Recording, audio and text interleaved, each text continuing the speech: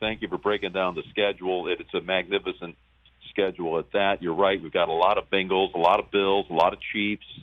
There's not a bad week in there. You didn't mention, by the way, I don't believe you did, that we have the Bucs and the Rams, which is a playoff rematch and one of those famed cross-flex games that we get these days where we are able to trade back and forth with the Fox broadcasting system, a game from their package over to ours, and in return we send them one or two as well. So, yeah, it's good. I can't wait. But I'm all golf this week. It's the second major of the year.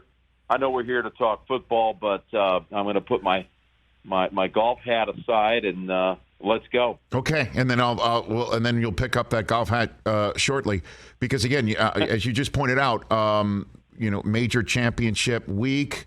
The NCAA tournament was as exciting as ever, and it was terrific. And you get to do so many great things for the Tiffany Network. Where does Bills-Chiefs, that divisional game, rank in terms of what you hear from fans or friends to call you up and talk about, Jim? Most were saying that was the best game they had ever seen. Now, I know we all get caught up in recent happenings being the best, the worst, or the most something. It always is fresh in our minds, and it usurps everything else that came before it. But listen, I've been doing it for a long time. The NFL and college football at CBS going back to 1985. I've never seen a game like that. It was just storybook. And all those touchdowns scored inside the last 2 minutes of regulation to bring this game to overtime. And, of course, there was the outcry at the end of the game. I felt like we kind of led that discussion because right on the spot we got into the fact that Buffalo never had a chance to have a possession. I don't know how you feel about this. We've discussed it before.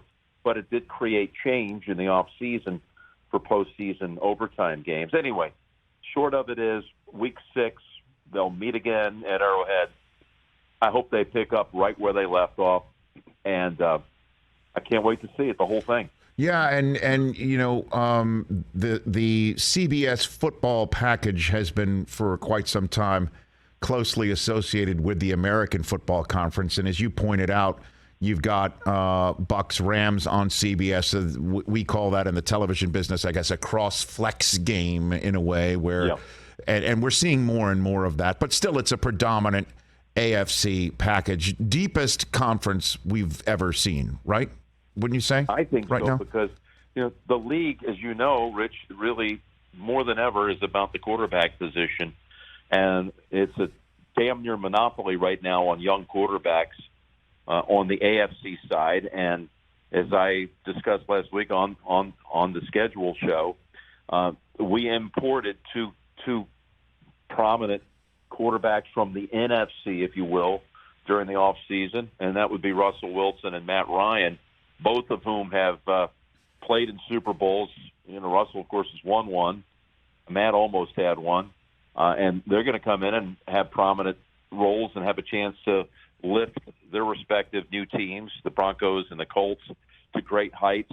And they join this plethora of young talent like Josh and Patrick we just spoke of with Bills and Chiefs. And, Deshaun Watson's going to be back at some point, Lamar. And I think Justin Herbert's the most under-discussed superstar in waiting that there is in the league. I think watching him play, it's breathtaking. I think he might have more talent than anybody. So it's going to be fun. And it's amazing the way the quarterback position, especially on the AFC side, has been loaded up over recent years. So where it's set up the next decade and beyond to be magical. Right, and then the best receiver in the game was imported from the NFC as well, sitting out there in Las Vegas right now, and Devontae Adams and Randy Gregory gets imported from Dallas to Denver, and Khalil Mack comes from Chicago back to the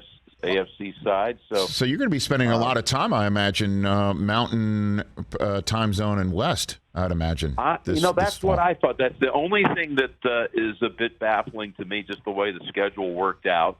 You can't get everything you want, but I thought we would have week after week of AFC West matchups and it doesn't really reflect that. Now, all of this is subject to change, but there's not really a bad matchup, at least going in. Somebody's going to end up at the bottom of that division.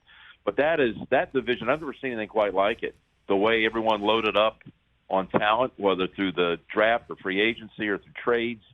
And at this point, you think every one of those divisional matchups in the AFC West should be great. But I don't see right now that Tony and I will have any of those divisional games. No. That doesn't mean that won't change, and that doesn't mean they're not going to be prominently played in big window spaces. But it's just, we've got Dallas twice, Green Bay twice.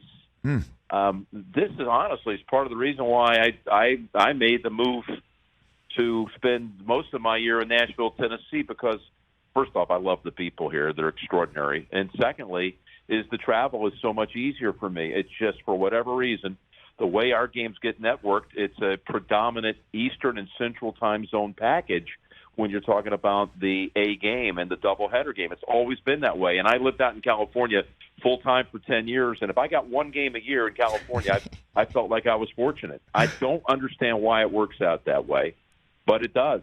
Well, and, we got 2 Tampa Bay games this year. I mean, their schedule, I can't gripe about it. But it is not a West Coast-based schedule for whatever reason. Hey, you watched all the way to the end. Thanks for that. Watch more right here.